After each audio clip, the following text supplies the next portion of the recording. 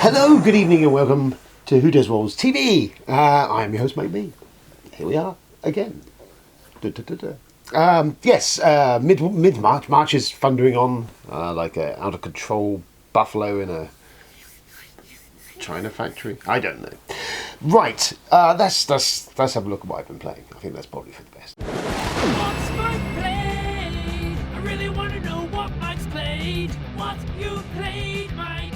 Oh, and you other guys. So, played stuff. More Vikings, Valheim, still going on. Got lost in the mountains, all went bad, all Robbie's fault. Hearthstone, little dabble of that. Still trying to keep an eye on that. There's a new season of that hitting in the next couple of weeks. But that's dropped a little bit off my radar, but I still playing a bit of that. We finally played some board games. Of sorts, virtual types. The weekend, so we did a bit of Board Game Arena, which is my preferred, of all the online board game options, it is my preferred. It does a lot of the heavy lifting for you. All of the games on there have been designed specifically, pre-programmed. There's a word that would sum this up much better, but they're less sandboxy. It's, Tabletop Simulator and Tabletopia, they're very sandbox controls. They're not pre-configured rules, whereas Board Game Arena is essentially you just need to play the game. It will do all of the mechanics and rules and stuff for you and everything else. As long as you know the game and what you're doing, and it does do a good job of teaching you, you can just play. So very good. My preferred one, Asmodee bought it up recently. I don't know if I covered that, but they have just recently purchased the Board Game Arena, which, you know, Asmodee is this absorbing kind of amorphous mass. Yeah, there's that. But it might well mean that some FFG stuff, maybe some other bits now goes on to Board Game Arena, possibly. I don't know if it's linked or if there's a licensing deal there. But anyway, that. So we played that. We didn't play anything too taxing, mainly because Bob and Paul were in our party, and Paul suffers from terminal AP and is a dreadful ponderer, and Bob has the attention span of a goldfish, and unless he knows exactly what you're doing, unless you're going to tell him in 5 seconds what's going on, he will sulk and cause problems. Trust me, it's a nightmare. Anyway, so we played Downforce because it's a game that we'd all played before in its physical form. I love Downforce. It's really great. It's very simple. It's based on Wolfgang Kramer's game from, I think, 70s it came out. It's redone Restoration Games, put it back out. It is simple. It's a betting racing game as such. You bet using cards. Initially, when you buy your race cars, that's your outlay, your stake, and then you play on various tracks with 3 points on them. When you cross the points, you can make a bet on which car you think is going to win the race finally, and you play the cards which have got like this picture with lots of different cars on it to move different coloured cars. It's simple but fun. It's a really good sort of round up the day, end of a gaming session, or even sometimes a start. And for kids and little ones, it's real easy to teach, but it's got enough, in my opinion, enough meat to still make it fun for board game. I enjoy it a lot, and I can also play it with pretty much anyone, and it takes a very short period of time to teach. It's a cracking game. There's a bunch of expansions for it, which I noticed they've put their most recent ones are now on Board Game Arena for it, which I've not actually played. I own the most recent expansion, which is the Wild Hunt, I think it is. I think I've got Hellboy things going on in my head for some reason. But yeah, one of them's jumps and one of them's animals, random animals on there. And they were on there, so we played those, both of those. And I've not played the physical versions yet, but that was fun. I enjoyed it. We all knew what we were doing, even though Paul appeared to have a lapse and take 25 minutes to pick a card. But so that was good. I really enjoyed that. Plays really well. If you know the game, you jump straight into it. So we played a 4-player game with that. I think I remember rightly, or maybe even 5. Then we did some Seven Wonders, which, again, I played Seven Wonders for ages. I own the original version. There's a second edition now. It's a civ building game, kind of. You're drafting cards.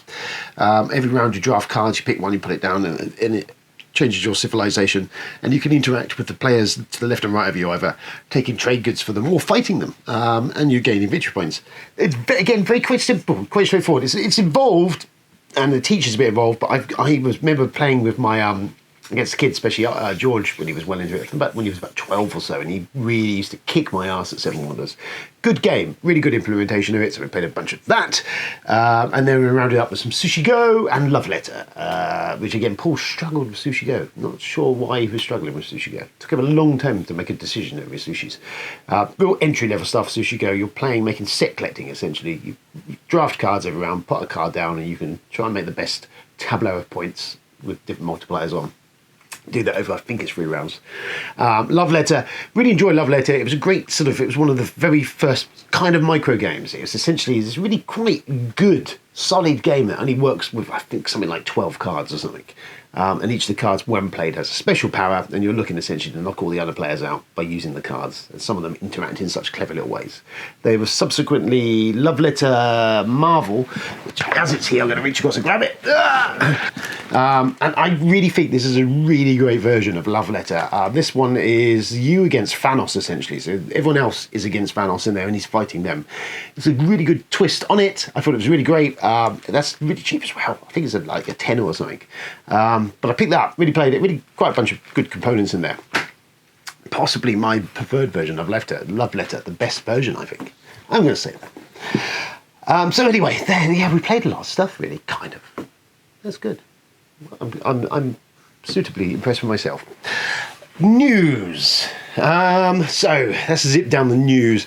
Stellaris even, which is the big sort of 4X game on Steam, PCs. It's launched on Kickstarter. Kickstarter version coming from Academy Games. I've mentioned it a couple of weeks prior to this. It's got a $170 price tag. Ooh, that's kind of ouchy, really. But especially I think that's for the full, all the expansions and everything. But that's a lot of money. I mean, that's more than Twilight Imperium. And in fact, I think it's more than Twilight Imperium with the expansion. So it seems a bit of a hefty price to pay. I liked the concept of it. I liked what it was doing. It sounded interesting. I'm just not happy with that. That price has totally put me off.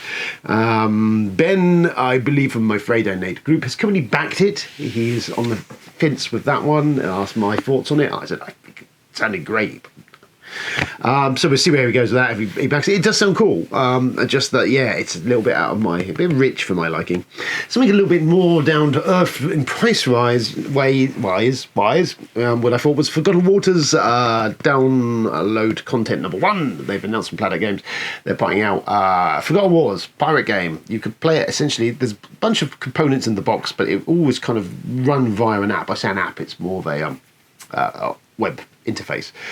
You've got lots of pirate narration and stuff on there. It's really cool, fun little game. A bunch of you play pirates, go on quests. That's kind of how it was. A bit like Sea of Thieves, the PC game, but as a board game thing. It's fun, it's light-hearted, it's stupid, bit of Monkey Island vibes in some of it. And really, I quite really enjoyed it, actually, a couple of games of it. It comes, I think, with 3 scenarios in the box, each of them 2-parters. And I think I've only got one more to play. We've not played the final one, I believe. I'm trying to think. We've played a couple of them, and it was good fun. So this for $10 is essentially another scenario. You download it, and you will use the components from the base game, which is a lot of stuff in there. So I can see how that would work. So yeah, that sounds kind of cool. I'm looking forward to that. I will probably pick that up at some point. Happy birthday to Mark Chapman, designer of Lifeform. It's his birthday today when I'm filming this, so this may be a bit later, a couple of days afterwards. But he's hit the big 5-0, so he's just ahead of me on that. Jolly good. Lovely. 50 years young. And he's working on Where Humans Don't Belong, which is, I believe, is something like that, which is his solo space exploration game he's working on. Love Mark's work with Lifeform. Look forward to what he's got coming up. Asmodee, speaking of Asmodee buying stuff, they bought Plan B Games, who did the Century Spice Road games, a bunch of other stuff. So that's happened. Z-Man Games have been putting out pandemic puzzles on their Facebook and Twitter page. They look a bit like this, and essentially it is a snapshot of a certain point of a game, gives you all the cards and the components you've got in the picture there, and you have to work out how to achieve whatever the scenario is they're asking you to do. I think there's about 5 or 6 of them now. Quite a clever, cool idea. You could imagine it in like a big book that you could just sort of sit and savour. So yeah, that was pretty cool. Like that, like the look of that. Not actually tried it, but that's the thing. If you're a pandemic fan and want to try something a bit different, there's that. So Oh, Christ, I'm going to need my Dr. Denver for this. So, if you did or didn't know, there is another Mike Barnes, Mike B. Well, okay, I'd imagine that doesn't come as a major surprise in the world. Yes, there's probably more than one of me. This one in particular, the odds of this, it's limit down even further, is that this other Mike B is a board game reviewer. Now, I'm acknowledging that I am pushing the boat out by enabling myself as a board game reviewer, but, you know, in some capacity I review board games, so I'm going to stick with that. So yes, he is a board game reviewer. He's been around a little while. He has the wonderful honour of being one of the few people I know who's lifetime banned from Board Game Geek. He's now very quick brief history lesson. About 2007, essentially Mike is a big Ameritrash fan. I can get behind that because I love Ameritrash games. They're the games with lots of dice rolling, lots of theme, lots of story to tell. And he loathed the good old Euro game, or the spreadsheet game as I like to call it, which are obviously far more mechanically dry spreadsheets for you to solve. I have some Euros. I enjoy some Euros. I always do like a bit of theme. So anyway, he went on a one-man crusade against Euro games in his own aggressive to a certain extent way, which ran him afoul eventually of Board Game Geek's admins, and he was banned for life for that. And he went off to set up his own website, review website, I think, Fortress of Ameritrash, and he's been I think he wrote for Rock, Paper, Shotgun, and a bunch of other sites, one of which is There Will Be Games that he writes for. So on Sunday night, I receive a PM on Facebook against the Who Does War site. I don't know. Something's blipped. Oh, there's a message. Dust the cobwebs off and have a look at what that's all about. And it's from a gentleman called Xavier. Forgot his surname. Xavier. We call him xenophobia. Sounds about the same. He is a lunatic, for want of a better word. He is writing to the wrong Mike Barnes for stars. Great start, Xavier. Well done. Well done, sir. Complaining about an article that other Mike wrote. The article in question was fuck Cthulhu, no, fuck Lovecraft, and it was an eloquent piece in his own inevitable style, essentially decrying Lovecraft, as we know, who is a massive arsehole racist, and saying that he'd for a long while had the argument of separating the art from the artist. However, he had reached the point in his life where he could no longer do this, especially in light of Black Lives Matter and other stuff that happened, and I believe this article was published a little earlier in the year, maybe even last year. I didn't check the date. And that, yes, he'd reached a point where he could no longer separate the art from the artist, and he was basically getting rid of all his Lovecraft stuff, board games, stuff like that. So that was the nub of the article. So Xavier Xenophobia, this fine figure of a basement-dwelling neckbeard, man-boobage lunatic, took offence to this article and is so enraged he didn't take the opportunity to scroll to the bottom of the article and see the picture of Mike B, the guy who wrote it, who bears no relation or inclination to me. No, two different people. Nor did he take the time to hit any of the social media links there to take him to Sir Mike and have a conversation with him, maybe. Nor did he take the opportunity to write a comment on the article itself, which I have looked and perused and read. So there is a bunch of replies on there, most of them actually quite articulate. Nobody did none of those things. Instead, what he did was, I presume, looked in Google or did something, it somehow came to me on our site, wrote me a message, a rant, I should say, some sort of deranged, gibbering saliva off the chin, what the fuck, at me, thinking I am said other bloke. This, in fact, fuck it, you need to, this is it. This is what happened. This is what I was faced with. Deal with this, like I had to. And then we'll be back to unpack.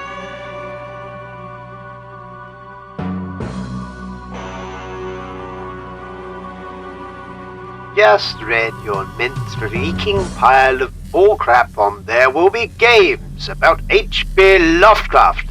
I never thought I'd read such a retarded, whining, sassy SWJ shit.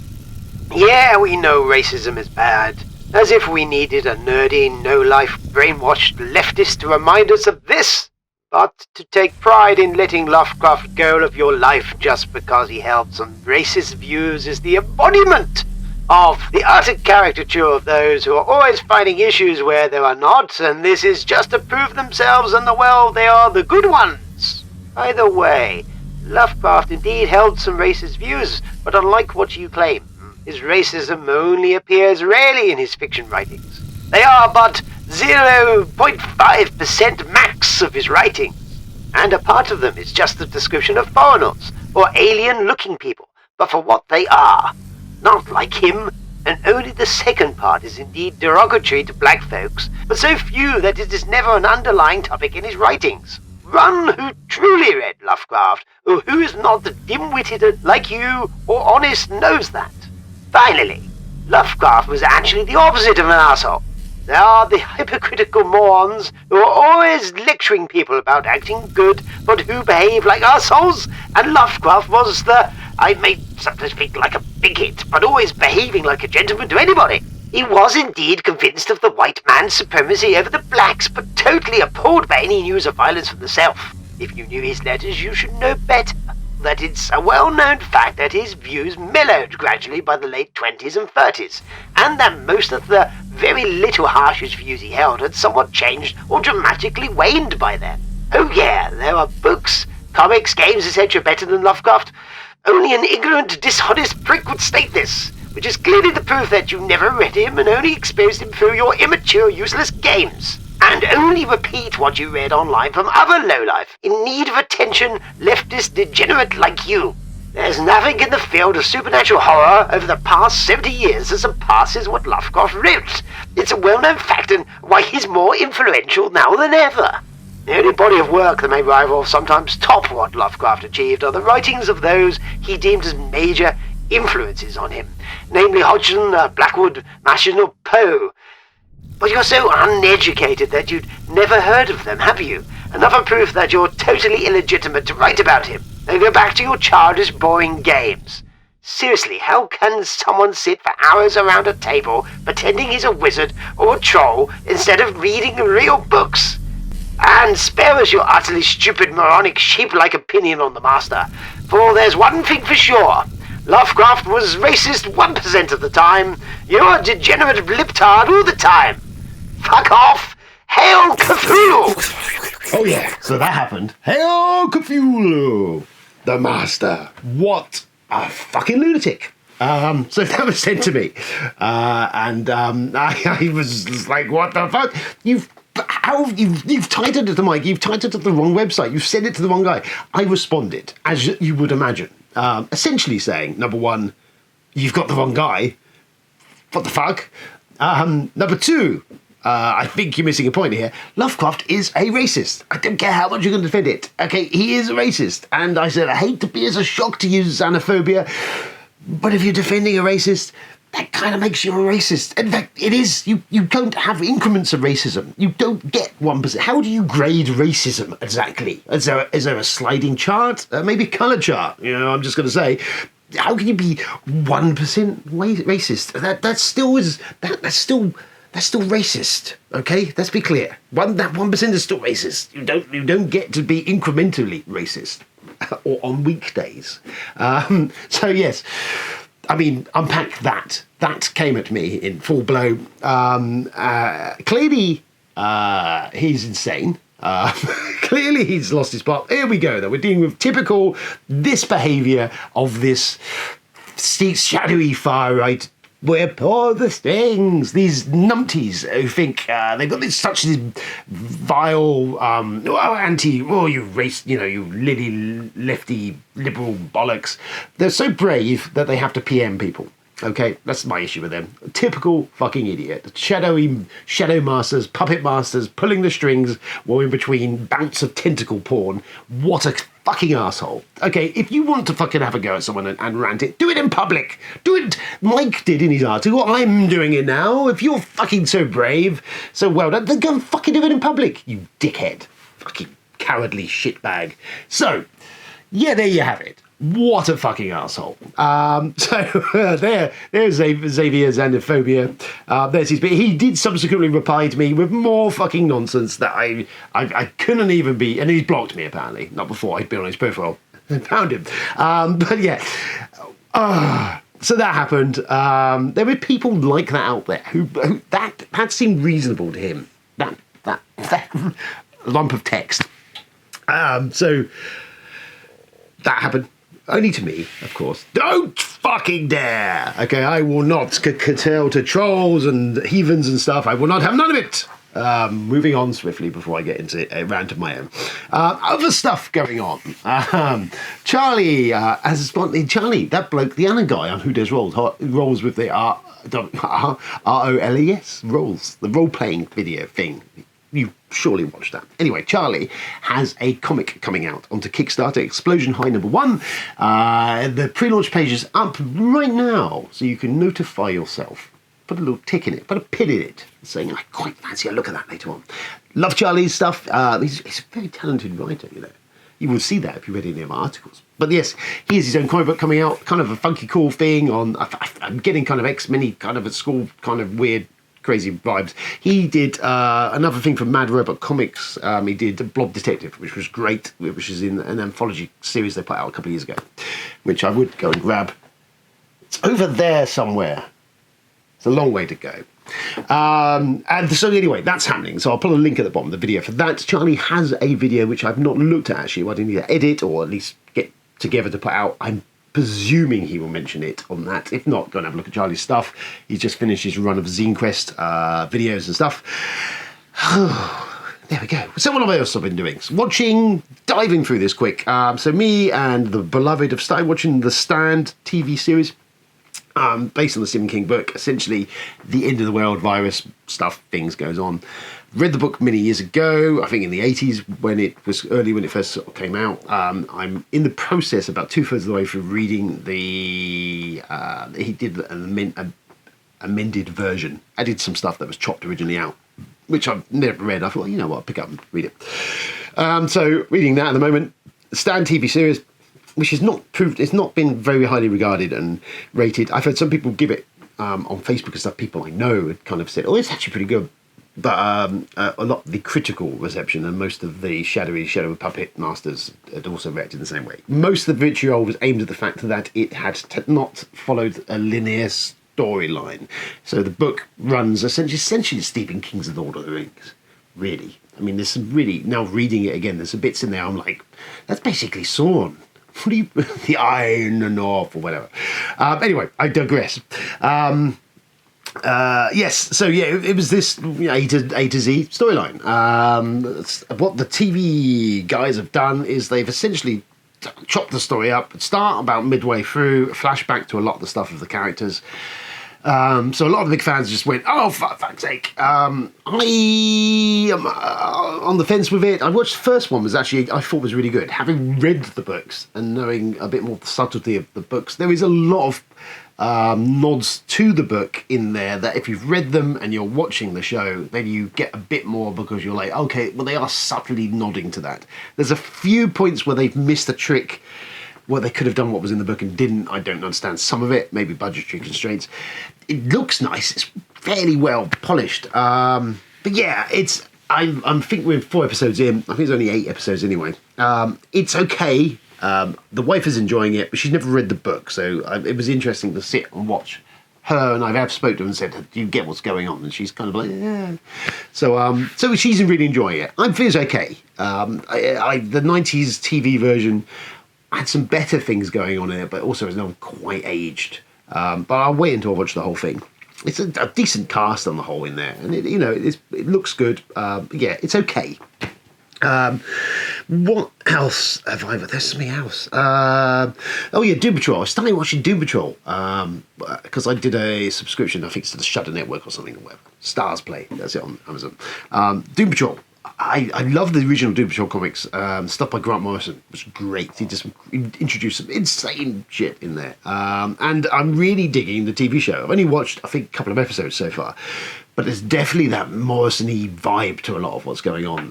That sort of just weird shit, breaking the fourth wall and all sorts of stuff. Good. I'm very, very pleasantly surprised about it. It's got Brendan Fraser in it, who you remember from the Mummy movies. Boy, he has not aged well.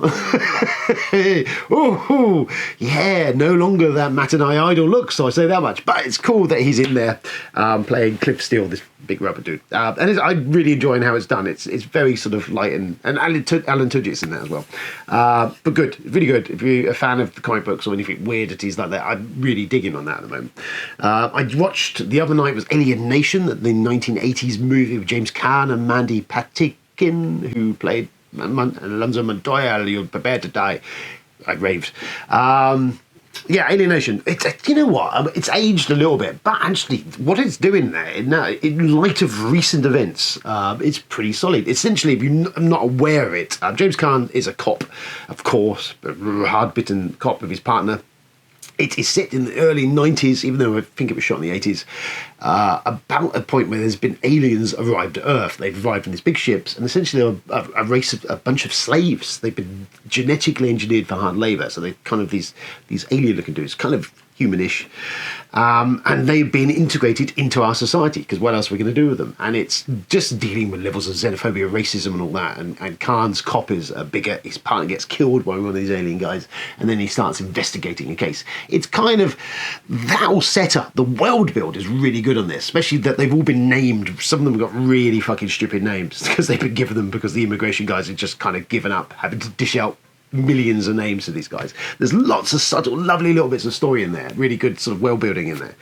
It is kind of a procedural cop movie at the end of the day, and it kind of loses a lot of its coolness towards the end. It turns more into just a shooty stuff. But there's some really cool buddy cop ideas in there. It's done. The world building's pretty cool. Special effects okay. Terrence Stamp's in it as a baddie. And yeah, you know what? It's pretty fucking solid, actually. I know they did a TV series which I'd never watched. The movie itself it's still pretty solid.